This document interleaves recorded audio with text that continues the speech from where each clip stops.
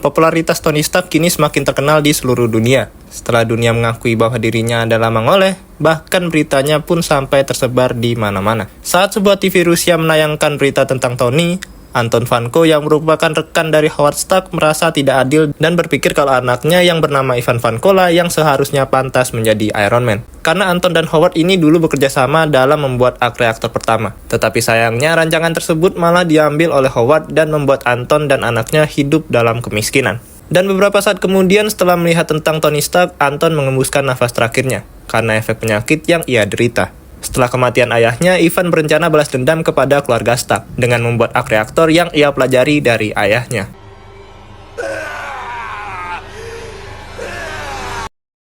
Tony Stark yang kini sukses besar berkat Iron Man melanjutkan sebuah lembaga yang bernama Stark Expo, yang merupakan warisan ayahnya.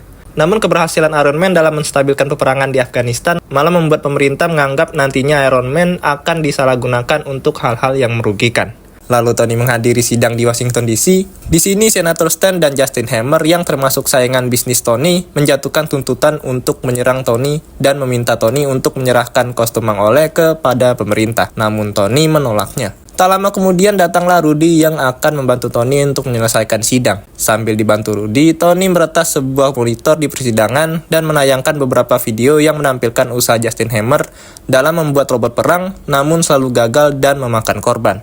Hal tersebut membuat Justin Hammer sangat malu dan Tony akhirnya memenangkan sidang dengan membuktikan bahwa Mangoleh lah sang penyelamat warga Amerika.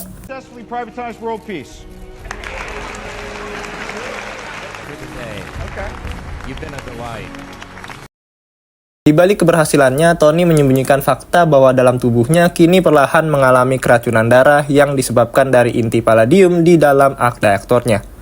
Mengetahui kondisinya yang semakin buruk, Tony berniat untuk mencari orang yang tepat untuk ditujukan sebagai penerus usahanya. Akhirnya Tony memilih Pepper Potts yang selama ini telah menemaninya sebagai asistennya. Dan mulai sekarang, Pepper lah CEO dari Stark Industries.